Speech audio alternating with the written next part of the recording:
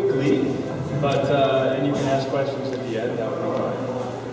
I believe that in order to successfully adjust the hydraulic gearbox, that you need to understand how it works and what the theory that it works on. So I'm going to start by a little bit of history, and then I'm going to talk about how it compares to a manual gearbox, then I'm going to talk about the logic flow that it uses to operate the clutch, then I'm going to talk about the different components involved in the system, and then we'll actually do an adjustment of the car. So the first thing is, how many people here drive or have driven a Citromatic? Okay, so if you have, then this is sometimes familiar. If you haven't, then hopefully you'll learn something. For some it might go too fast, for some it'll go too slow. So the big deal is, okay, so how many people have driven a manual transmission, just a regular old car? Okay, everybody's done that. How many have driven a manual transmission from an old car, like 60s or earlier? Okay, so you'll recognize that with a manual transmission, it's a fair amount of work. You have to push on the clutch and shift the gears and push on the clutch and shift the gears, and you're just getting up to freeway speeds or driving in stop-and-go traffic. It's a lot of work. So automotive manufacturers for years have been thinking, what can we do to make it easier for people to drive the car? So the first thing that happened was they had powered shifting. The car would shift the gears with power, but you still had to use the clutch to start and stop the car. So that was kind of an early semi-automatic. And the first fully automatic gearbox was GM's Hydromatic in 1940. It was a 4-speed gearbox. But in general, because of the technology of the day, the automatic transmissions had some serious disadvantages compared to manual gearbox. Primarily, they were more expensive. They were less efficient because they used a fluid coupling. And mostly the part that I found most annoying is that you had less control over what the car did. The transmission decided. They were fine on flat ground if you were driving on a mountain road or downhill or towing a trailer. You didn't have a lot of choice. The Hydromatic was a 4-speed box, but yet the only choices you as a driver had were D and L. You didn't get much choice. By 1965, manufacturers said, okay, we're going to do D, S, and L. You had 3 choices. So, let's see, I got it. So now we're going to jump ahead to the 1950s, it's the jet age. Am I standing in your way? Yeah, okay. We're going to jump ahead to the 1950s, it's the jet age. Refrigerators were shaped like rocket ships. Some refrigerators even had, tail fins, you can see at the bottom. And the 11-speed, push-button shifting was introduced by Chrysler in 1956. You just push the button. That's the era that we're talking about. The traction was 20 years old by this time, a little more than. And the CITROEN PS was introduced at the Paris Auto Show in 1955 for the 56 model year. So Citroën, for their new model, they wanted effortless shifting. They wanted something, they wanted to give the people what everybody wanted, but they didn't want the disadvantages of less efficiency and less control. So what did they do? They came up with to retain control. They let the driver select what gear they were in, but they did it with powered shifting. So instead of moving the shift lever, you just touch the little lever here and you're in gear. So they did that, so you retained control, but it was effortless. And they made the clutch control fully automated. There was no clutch pedal. And so, okay, I was just going to start a little sideline. The factory designation is BBH for the Centromatic, which is Boîte Vitesse Hydraulique, and then the manual one is BBM for Boîte Vitesse Manuelle. Okay, so that's our little history lesson. So moving on. Okay, that's a little bit premature on that slide, but so moving on, what is the Centromatic? Well, it's a manual gear train, complete manual gear train, dry clutch, manual transmission, but it's hydraulically actuated and it's fully automatic clutch control. Conceptually, it's identical to the modern paddle shifting that you see on race cars. That first modern iteration of the BBH was introduced by Ferrari in 1989 on their F1 cars. It's just another example of Citroën being years ahead of everybody else. Now, some modern cars that have paddle shifting are not really the same as the Citromatic because it's just all electronic fluid coupled clutch. But the early F1s and stuff, they were exactly the same. Dry clutch, manual gearbox, selected now electronically. but the concept that Citroën developed in '55 is today common on modern cars. Okay, now, by eliminating all that stuff, Citroën truly developed driving with the hand and eye, which you can hardly see as their little advertising emblem down there of the driving hands with the Citromatic shift. So, probably due to the French tradition of frugality, there's many instances of parts repurposing in Citroën vehicles. For instance, the SM fuel filter is held in place with 2 CD seat rubbers. The H-Van is a particularly good example of this because it uses 15 C brakes and door handles. It uses 2 CD headlights. It uses the engine from the 11 CV. Later it used the engine from the DS 63. And they ran that same 63 DS engine until 1981 when they finished the run. So in that spirit, Citroën, here's the H-Van that you can see. In that spirit, what they did to develop the engine was they used an 11 CV gearbox and clutch system, modernized it and modified it for the DS, and came out with the BBH system. So what they did is they added hydraulically actuated shift forks and they added a hydraulically actuated clutch slave. So, sorry, I'll turn that on first.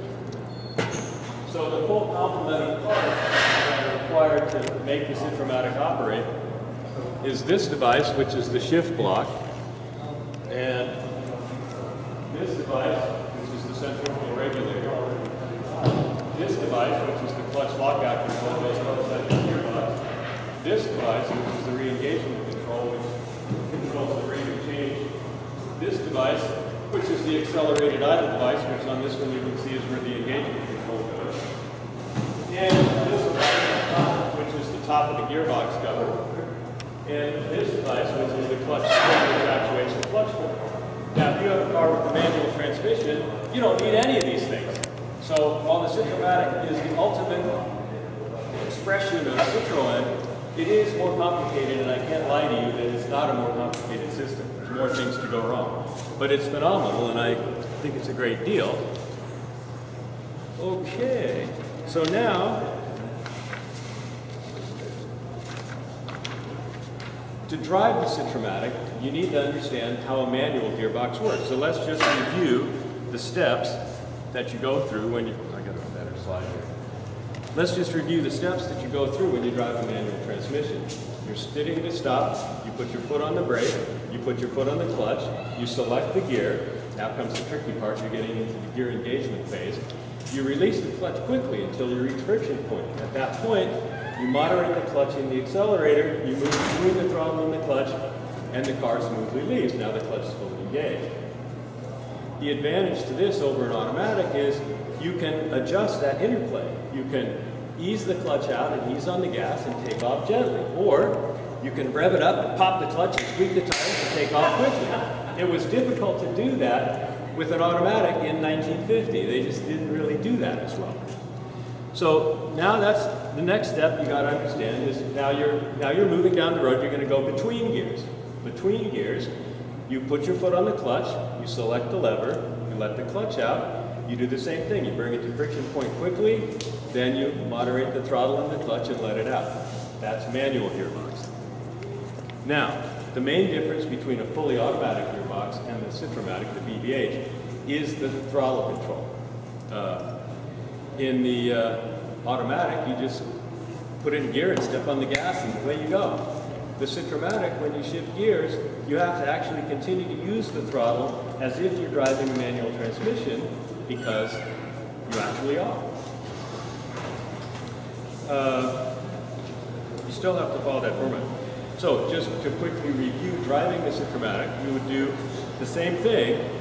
You would, if you move the lever too quickly, then the engine revs up because you forgot to take your foot off the gas. If you do it too slowly, the car slows down because you didn't do it long enough.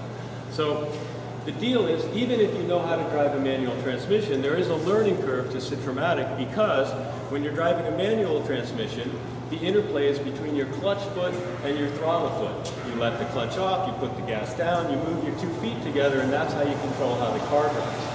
In a Citromatic, there's no clutch pedal.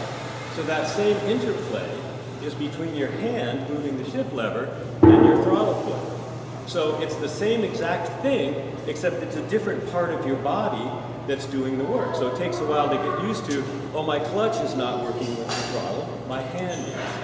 Once you get that, it's easy to drive the car, because it's exactly the same as a manual, because it is. Okay.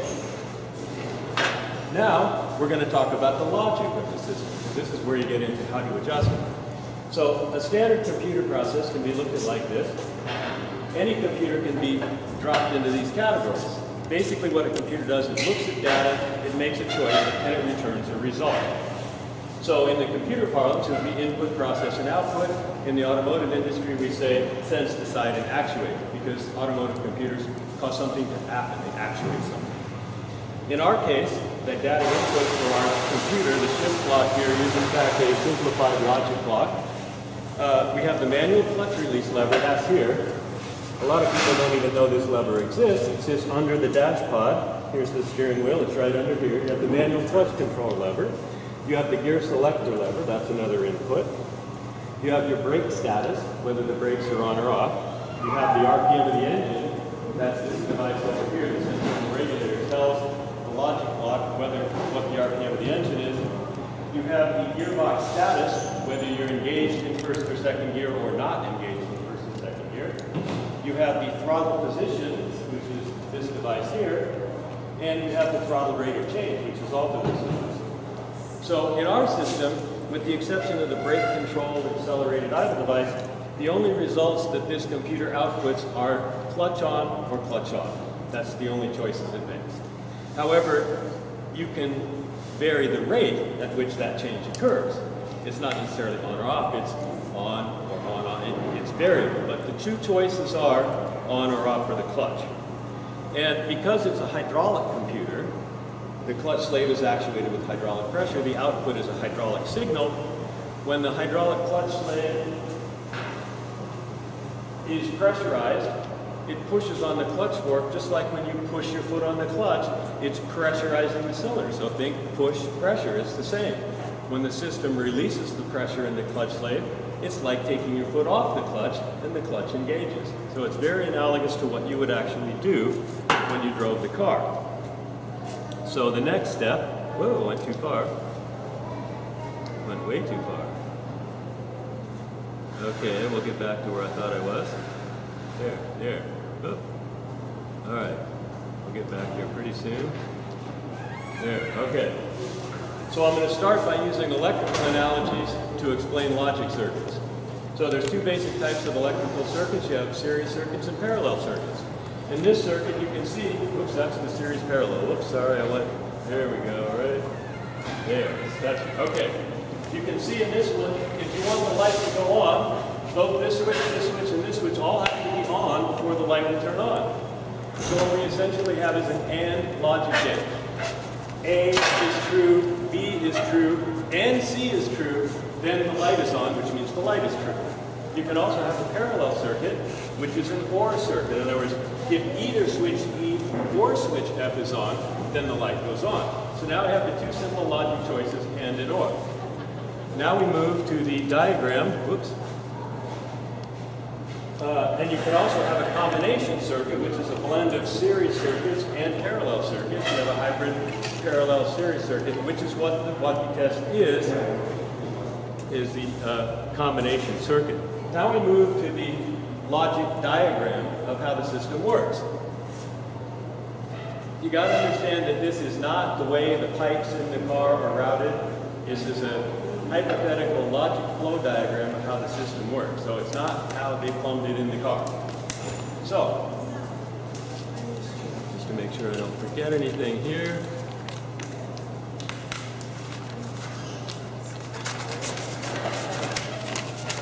Okay. So, this is not an electrical system, this is a hydraulic system. So the nodes, these circles, represent hydraulic valves, not switches. And in our circuit, we have three valves that are OR circuits, three OR valves. And we have two AND valves. The OR valves are the clutch control cylinder, the clutch release valve, and the centrifugal regulator. The AND valves are the clutch re-engagement control and the lockout device. In this diagram, you can see barely that there's a square around here. The two valves in the square are contained within the shift block. The other valves are in these external components here. So now we got to take a little side trip. How does a hydraulic valve work? All the valves, pretty much all the valves in the D series are of this nature. They're a hydraulic spool valve. And the piston is precisely fit in the bore, typically a several micron clearance. For perspective, one of your pairs is about 50 microns. So they're pretty tightly machined. And CITROEN had an amazing manufacturing facility. Even in the 60s, they can turn out thousands of these highly precision parts every day. So the way the valve works, this valve in particular is an ore valve. And you can see that there's a wide part of the piston sliding in the bore, just like this, and a narrow part. So in this case, the fluid can't get in or out of here because the piston is blocking off the port. In the cylinder, there's a hole drilled into the port. So it blocks the fluid off. If I were to move the piston up, it would expose this port to this port. The fluid would flow around the narrow part of the valve and through. That's a slide valve. That's an ore valve. They use them in the steering, in the height correctors, everywhere in the car. This valve, which is the schematic representation of this valve, is an AND valve because it only has two positions. Either the fluid flows through and it's in its open position now. And you can see if I were to move the piston up, it would block off this port and the fluid would be able to flow. So that's an example of an AND valve. In any case, they're spool valves. Okay, so back to logic. How do we understand that? Okay, it seems like I'm forgetting something here. I did forget something, but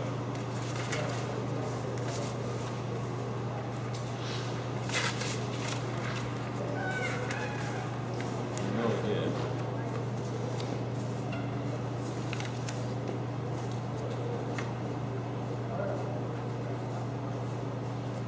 Well,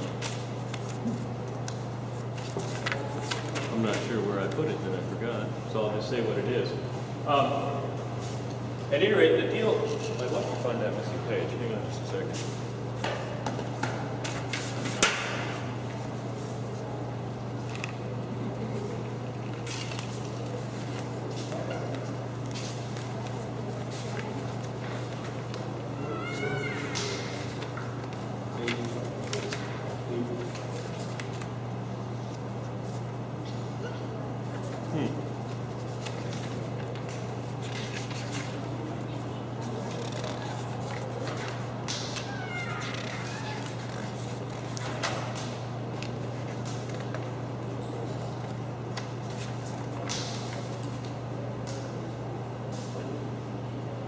Oh, well, I guess I didn't miss it.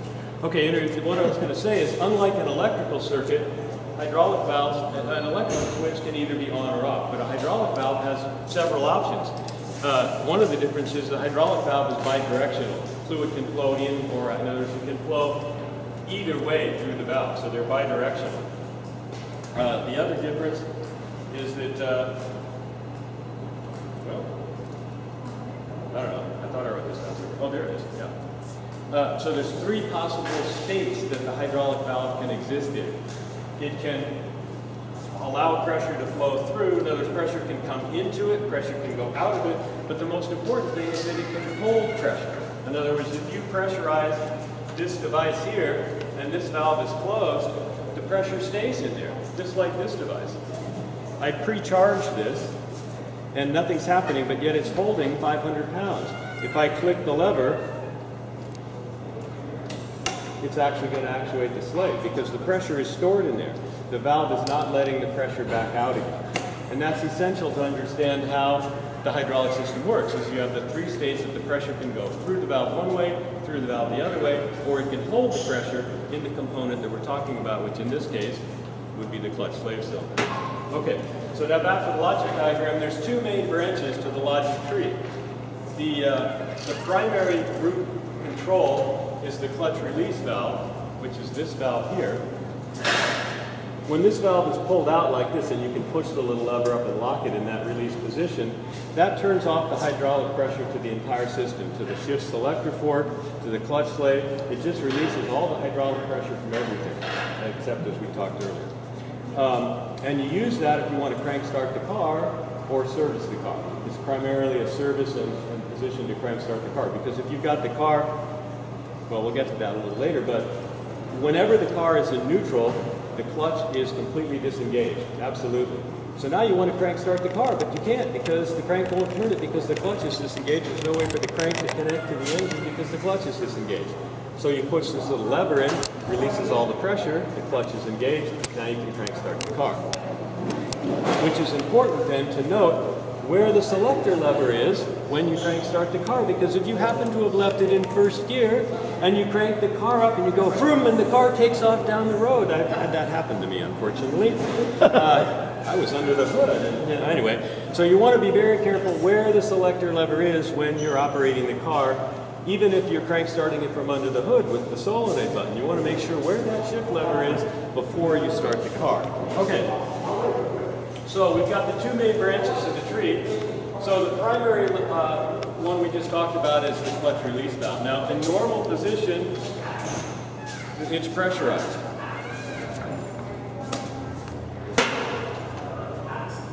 And this is the shift pattern for the Citromatic. And the other branch of the circuit, or rather I should say the top branch, the end branch, the neutral branch, whenever the lever is anywhere in neutral or anywhere between any of the other points, anywhere in here, the car is in neutral. It doesn't have to be in neutral to be in neutral. Whenever the circuit, or whenever the selector is not in one of the detents, it automatically shifts the logic block to this path here. And in that path, the high pressure comes in. The OR valve is set this way. I have a diagram for that. Normal state of the car. If you release the clutch lever, it does this. It takes the pressure, turns it off to the rest of the system, and releases it to the exhaust. That's the clutch release lever. Under normal circumstances, it's like this. The high pressure comes in through the manual valve, it goes through the clutch control valve, which is in the shift block, and it shunts the pressure into the clutch slave. So whenever you're not in gear, the full pressure that's regulated internally to the shift block goes to the clutch slave. Somewhere around 700 or more PSI it takes to operate the clutch slave. Now, whenever you're not in a neutral position, the only other choice we have in the logic tree is if you're actually selected a gear. If the detent is in one of the little notches,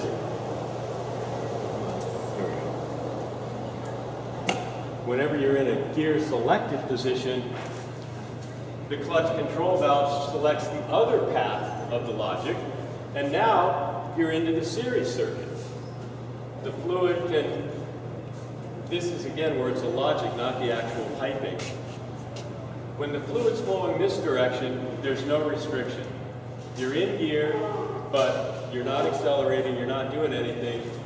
The high pressure is going to go directly to the clutch slave, the clutch is going to be fully disengaged. Now, at this point, in order for the pressure to get back out, because remember valves hold pressure, it's going to have to go through this valve, and this valve in order for the pressure to release out of the clutch slave. This is the magic of the automatic clutch control system.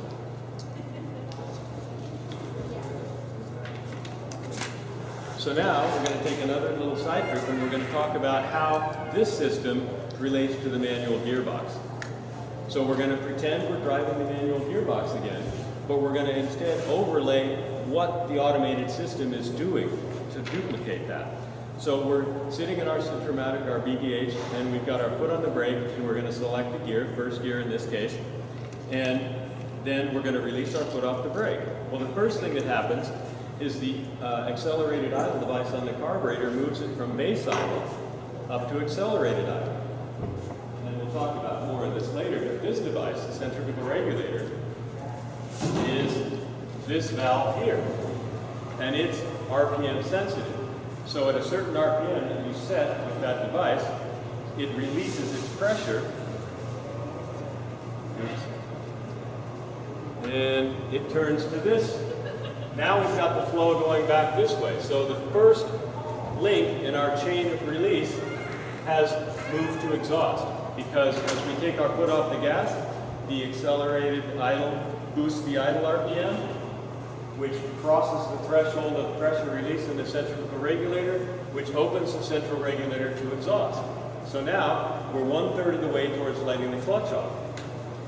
The second thing that happens is when you take your foot off the brake, there's a brake override device inside there, which we'll see later, which whenever you apply the brakes, it makes it much less likely for the clutch to engage. And so that's released. So now you've released the clutch override, you've crossed the threshold of release, so the centrifugal regulator is no longer holding pressure in the system.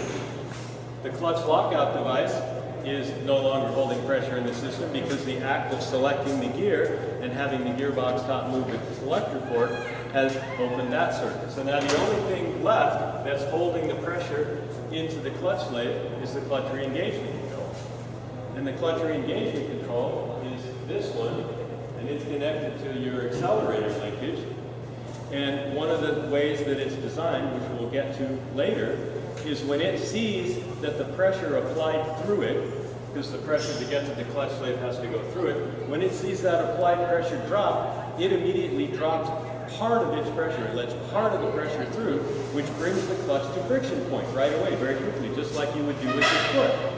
Then as soon as that happens, the car, if you were just sitting at idle, would start to creep a little bit. Now the clutch is at friction point, you step on the gas, and the re-engagement control determines the rate between the interplay between the throttle and the clutch release. And it allows you to either accelerate quickly by stepping on the gas or accelerate slowly by easing on the gas. And if your Citromatic is properly set up, you should be able to ease away from the curb or squeak the tires by stepping on the gas. If it's properly adjusted, you should be able to do anywhere in between those two things. So now we're going to move to the, we're already driving down the road, shift gears phase. We release the throttle and deselect the gear simultaneously.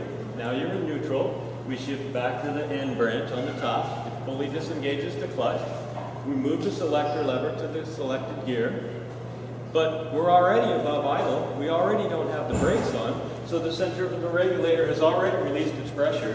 We're in gear, so the lockout is already out. So now the only thing at this point that's holding the pressure in is the re-engagement control. And it's already above idle, so the release of the regulator has already occurred. So we're already at friction point. So all you do is step on the gas and go. So that overlays what's happening inside with the manual gearbox. So now, we'll talk a little bit about the individual components. So the first component is the shift block. That's this guy here. And it's basically, it's orchestrating the logic. It's orchestrating where the fluid goes. It's our logic controller. So it's a little hard to see in this picture, and there's diagrams that we can look at later when this is in this particular case, I've not colored the whole thing in because it's complicated, but the high pressure comes in here, and it goes through this section. I forgot to mention in the beginning that this little talk is primarily aimed at BPH cars after 1966 model year. Well, I wrote it down somewhere, but in here, the earlier cars, like 61 and earlier, or between 61 and 66, were essentially the same, but the re-engagement control is different. Before that, they didn't have a centrifugal regulator. They used a hydraulic pump on the water pump to detect the RPM of the engine because the water pump drives off the camshaft, and they can use that by the faster the engine goes, the more hydraulic pressure built up, and they use that change in hydraulic pressure from the low pressure pump to determine the RPM of the engine to adjust the clutch control. And that's what this empty space here is in the shift block. This portion right here, if you take one of these apart, there's a big old empty space in there that like, what is that for? Well, it's left over from then, but it's, you know, even though it was 20 years, it didn't matter. They already built that part and it was working fine, and they just took the guts out and didn't worry about it. But it's a legacy from the early cars. So that's why it goes over there. So anyway, the hydraulic fluid, the high pressure is listed in blue. This device here is the clutch control piston. That's the clutch control spool valve that lives in there. And if you go back to our diagram, that was the primary OR valve in the system. In this case, the OR valve is set so that, and the brown line here, this is the connection to the centrifugal regulator. Remember, that's the first leg in our three-part release section. So the clutch control valve has blocked the pressure to the regulator. It's opened the pressure to high pressure, so high pressure goes directly to the clutch slave. That's the OR position of the valve. That's the top half of the logic circuit. So the clutch control valve does that. Now the next slide is going to show the same shift block, but in fourth gear instead of neutral. Now in fourth gear, you can see it changes. I've filled in a little more fluid because the high pressure comes in and the high pressure has energized the central device here. This is the fairly sophisticated clutch or gear selector deal because it both rotates and moves in and out, but it's still a spool valve at heart. It's still a spool valve. And it has holes bored in, and there's a hole for each gear. And as you move the valve up and down, it lines the high pressure up, which comes out the middle in this case, to the different gears. So in this case, it's fourth gear. The high pressure comes in, it's selected out here, it goes down to the fourth gear clutch slave or gearbox slave, and you've selected fourth gear. But it's a little more complicated than that because you have two other things going on here. You have this stack of pucks, I call them pucks. And these have O-rings around them, and then you have this stack of little pucks here. These little pucks are stacked up against the spool valve that is the clutch control valve, which is pressurized with a spring. These little pucks are lined up against this spring. So what happens is a several stage process. In this process of the three things that happen, well first, these are the three things that happen. The clutch slave will engage, the pucks will push apart, and then pressure will become equalized.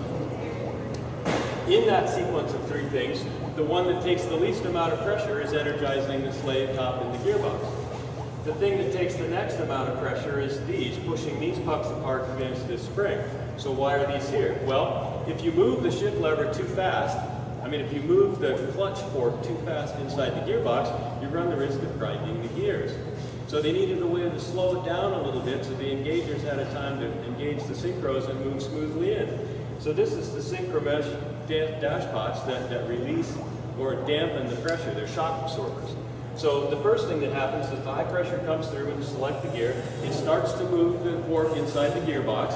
And as the fork starts to move, it also simultaneously starts to push these pistons apart against that spring, and the spring kind of acts as a cushion. And eventually these push fully apart, can't go apart anymore, and that cushioning effect has occurred. Once that happens, it continues the pressure buildup in the system, which is enough to engage the clutch fork completely. And the final thing that happens is these little pucks get pushed apart against this spring pressure, which in turn pushes up the valve, which opens it to the centrifugal regulator and closes it off to high pressure. So now we've effectively gone from the top bar in the logic block to the bottom one. Now we're back to our release scenario. So that's what the shift block does. Moving to the next one, our centrifugal regulator. That's this device here. This is the first of the release units in our three-part thing. And starting at the right here, well, let's start in the middle. This is the OR valve from the centrifugal regulator here, and the clutch slave is the middle port, and you can see the fat part of the piston there, and the two skinny parts of the piston there. So if I move the piston to this direction, it's going to open the clutch slave to high pressure, because the high pressure can also come through the centrifugal regulator, because remember, once we take it to the other branch, now it's not connected to high pressure from the shift block anymore, it has to get it from somewhere to hold the clutch out. That would be here. If I move the piston to this side, it closes it off to high pressure, and it opens it up to the return to the system and releases the pressure in the system. This piston here is connected to the brakes, so when I step on the brake, the pressure comes in here, it pushes this piston against this spring, which allows this rod to move to this direction, which you can see this is a cup that pushes this little spring against this cup, As this spring gets pressurized, it pulls this rod, which depressurizes this spring, which allows the hydraulic pressure to push this puck this way, which makes the valve have a greater tendency to push this way, which is a tendency to release, to engage the high pressure. So, now you've got the thing, you're stepping on the gas. This thing spins around with a little fan belt. These weights go out like that. As the weights go like that, they're going to compress this spring. As that spring compresses, it's going to allow the piston to move this way more easily because it's not pressing against that spring. It's going to open up the port to the return. The valve's going to turn to open, and it'll release the pressure in the center of the regulator, which is the first step in getting it out of the clutch slide. So that's basically it for that. So we're moving along here. Oops, the next one is the clutch lockout. This is really simple. We talked about that before. This is connected to the shift shaft in the top of the gearbox cover, which is, well, it's not on that. It's actually in the box, not the top cover. But as you can see right now, the ball is in this slot here, and the valve is open because the spring is pushing it open. If the rod were all the way over here, as if I were in a gear, the ball would also be in a low spot and the valve would be open. However, as I'm on the way from neutral to another gear, this little bump in the rod pushes the ball up, which pushes the valve up against the spring and closes off the port so no fluid can flow. So if I'm not completely in first or second gear, it won't let the pressure out of the clutch slave. The clutch will stay disengaged so I can't grind the gears. That's the purpose of that one. Where is that located? That's located on the side of the transmission on the right-hand side, right in front. This has two pipes in it because it's an AND valve. And it has an adjustment, it's got a couple of adjustments. There's a clamp around the shift fork rod, and there's a couple of slotted bolts. And the adjustment, we can talk about indexing at the end of the program. That's like extra credit I've got. Indexing is necessary if you take a component off the car and put it back. You can't just take it off and screw it back on because then the system won't work. So if you take this device off the gearbox and put it back, if you take the shift block out of the car and put it back, if you take the re-engagement control off the car and put it back, all those have to be indexed with locating pins before you can drive the car successfully. So we'll talk about that at the very end. So the final device, which is sort of the most complicated, and this is the heart of the system because what is unique and special about the DVH is that automatic clutch control. And the final step in releasing the pressure out of the clutch slave is the re-engagement control, so this is kind of the heart of how come it works. And it has several states, but first we'll talk about how it works. Here's the valve here, and there's two valves. This one is primarily a valve, this is not a valve, it's a piston. So this valve is a spool valve like all the other ones, but first I'm going to talk about this piston. What is this piston here for? Have you ever noticed when you're driving your Citromatic, you're in neutral and you've got a friend and you want to show them your engine, vroom, vroom, and you know what, it just won't go. You can't push down on the gas. It only revs to a certain level, and why is that? Well, that's because the chamber for this piston is connected through this little, dampening ball through here to high pressure. This high pressure comes in here.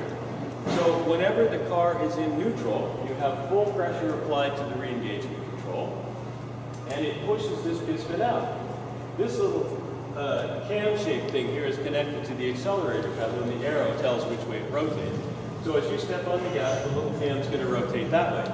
At some point, the tip of the cam is going to contact that piston, which is now pushed out, and it won't go any farther. And I don't think there's any real reason why you need to not be able to rev your car up at idle, but there's another reason why this piston is here. And I calculatedly, when I talked about moving through the gears after you were driving, said, if you're upshifting. Well, what about if you're downshifting?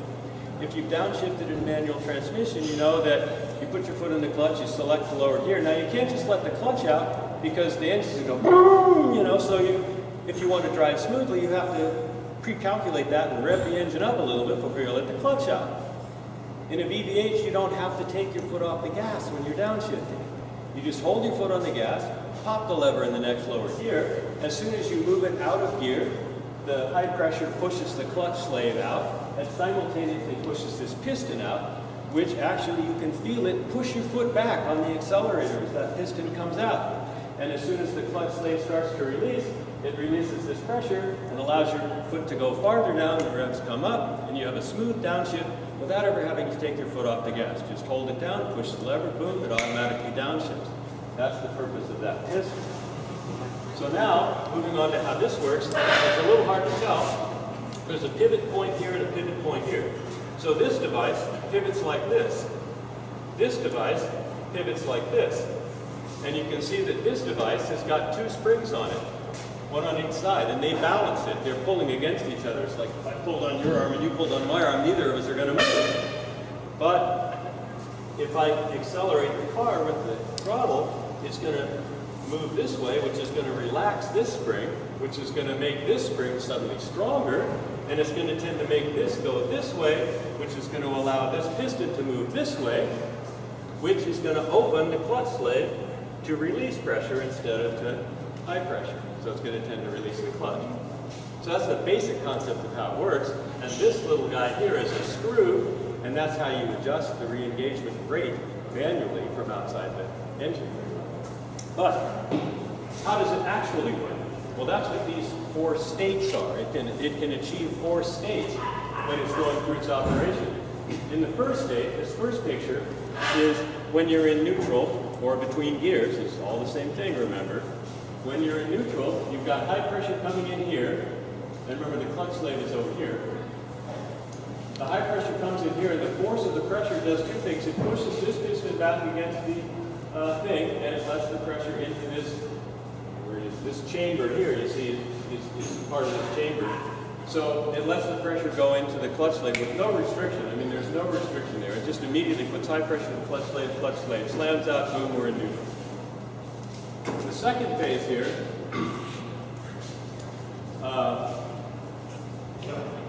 the second phase is, the other thing about hydraulics that I didn't mention is hydraulics don't happen instantly.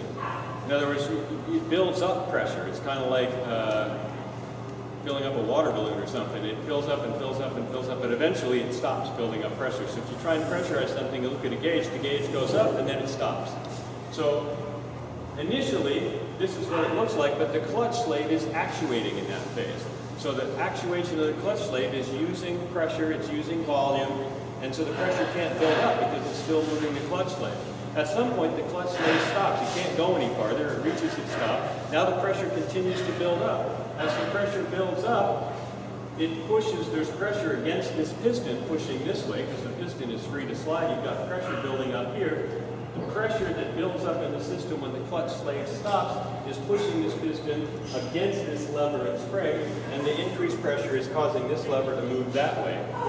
And when that happens, it's still allowing free flow, but it's centering this system this way. Now in the third position, the centrifugal regulator has released its pressure, and we're starting in the first phase. Now remember, the first phase of engagement phase is you want the clutch to release quickly till you arrive at friction point. So this allows that to happen because the pressure has been holding this out and this here, and the pressure has really no restriction here. So the pressure is going to drop quite quickly. But as the pressure drops, this spring tension here is trying to push this back at the same time. So the pressure is dropping, but as soon as the pressure in the clutch slave drops to a certain point, which theoretically, if everything adjusted correctly, is the friction point, then this spring pressure is sufficient to push the piston back this way. As soon as the piston pushes back this way, it pushes this in here, and there's still pressure here, left residual pressure that's pushing this way. Now you can see that it is restricting the flow from the clutch slave, so the rate of disengagement rather slows down because you've restricted the orifice. Okay, so that's how the re-engagement control works. Like I said, it's going to be fast for some people and slow for other people. Okay, so now we move on to the adjustment theory part. We'll do a little more talking, then we'll actually go get to test the car. So adjustment theory. So the important thing is that everything is indexed and organized perfectly because it's a mechanical system. You have to tell it where to start and where to stop. And that's what the adjustments are all about. So the first thing we have to do is make sure our engine is tuned up and warmed up and running properly, because if it's not, the whole thing is ridiculous, because then as soon as you change something, all the adjustments are wrong again, because they're based on RPM and they're based on clutch clearance. So it's got to be tuned up, valves adjusted, whatever you need to do to make it run correctly. The first thing we do is you got to set the base idle, you got to set the accelerated idle, the clutch clearance, the rate, the threshold point is where the clutch centrifugal regulator begins to release, the accelerated idle speed, and then the last adjustment, the final adjustment, is the relationship of clutch release to throttle advance, which is taken care of with this. There's a little screw on the side right here, faces to the outside of the car. That's a driver. You decide. It's up to your temperament how you like to adjust that. If you like to do jackrabbit starts, you can set it to do that. If you're taking your grandmother out in the afternoon, you can set it to do that. That's the last thing. So, the first thing that we do, the most important adjustment, and the thing that I find that people are the least, the one that causes the most confusion, is adjusting the clutch clearance. And the reason that you need the clutch clearance and why it's so specific is we just talked about how the ideal here is that that initial release brings you right to friction point. Well, in order for that to work, this is a calculated situation here. The device moves the clutch for a specific amount based on design in order to get to the friction point. It's your job to make sure the clutch is adjusted in such a way that when it moves at that specific amount, it actually ends up at the friction point and not somewhere else. That's the job. Excuse me, so it's not feeling the pressure of it actually hitting the clutch? No, it's purely a distance measurement. And that distance measurement is fixed in the design of the system. So it's your job to make sure the clutch adjustment is such that when it moves at that specific amount, you are actually at friction point when it thinks you are. So it's not feeling it like Doesn't feel it at all. Not like you on the foot. No, it's a calculated thing. So that adjustment makes it completely different than adjusting a manual clutch. A manual clutch, you just adjust it to a little free play, you're sure the bearing's not rubbing on the clutch, and you're good. On a Centromatic, what you do is completely different. You have to start somewhere. So what's your index point? Well, your index point is going to be the friction point, because that's where you want to end up. So the first thing you do is bring your clutch to the friction point, and then you advance it a specific amount. Now you've matched the clutch clearance to what the thing thinks it's going to be. So to perform the adjustment, which we'll do, I usually disable the central regulator so that the engine's not going around, but you don't have to. Well, actually you can, but not for the clutch adjustment, sorry. Okay, so I have to start by assuming that the thing is correctly adjusted. So I turn the engine off, and I know it's a couple of turns out is the clearance that I want. So I turn it the other way 2 turns. Then I start the engine up, and I put the clutch crank in, the crank handle in. And if the friction point hasn't been reached yet, there's no pressure on the handle. If the friction point has been reached, the handle goes, you can't even put it in. So the object is to be able to stick the handle in and have a couple of pounds of pressure on it. The book shows a picture of a thing with a spring gauge on it. You go, oh, okay, it's 13.5, but you can just do it by feel.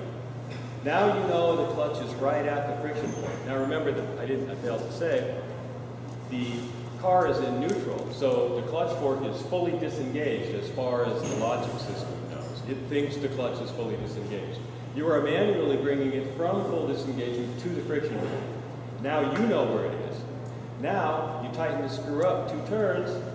Now everybody knows where it is. So when the thing releases, it releases at that specified amount, which works out to 2 turns. Now you're at the friction point. Now the rest of the system works well. So that's the most crucial adjustment in the system. Following that, turn it down to base idle, eliminate the accelerated idle. Make sure your base idle is within specification, and that's important. One of the things that I'm finding a lot is that as your carburetor wears, it starts bringing in excess air through the throttle shaft. Now your mixture's wrong. Well, I can fix your mixture. I can make your car idle smoothly by rejetting the carburetor, things like that, but in doing so, I'm going to raise the base idle speed. You're not going to be able to get it to idle low enough because there's simply too much air coming in. If you can't get it to idle below a certain point, I'm saying 800 is getting pretty high. What happens is when you do the centrifugal regulator adjustment, if you tighten the screw too much, I'll go back to that slide so I can show you what I'm talking about. Oh, there we go. this little screw on the front, which is this little screw here, controls the pressure of this inner spring, which acts in combination with these outer springs. The more spring tension there is, the more RPM it takes to move the weights out, and the higher RPM it is before the valve is allowed to slide to the release position. At some point, you're going to screw this little guy in so far that it compresses the spring up, and this valve won't be able to slide out far enough to ever disengage the clutch. And you'll screw that little thing in, and oh, I'm almost there, and all of a sudden nothing happens, the clutch will never engage and you can't drive the car. So the only way to fix that is to rebuild your carburetor so you can get the idle speed down low enough, because what we're looking for is base idle, about 100 RPM increase to release point, and then another 150 RPM on top of that to accelerated idle.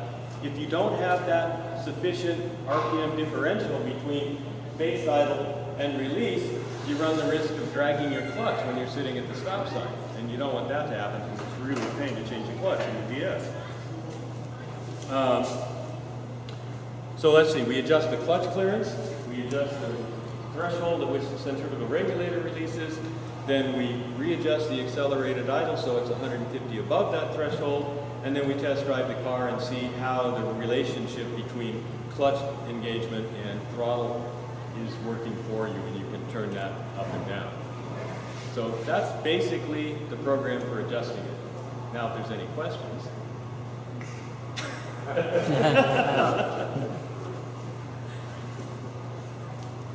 Okay, well, you want to take a couple-minute break, and then I'll actually show you how to do it on the car? How about that?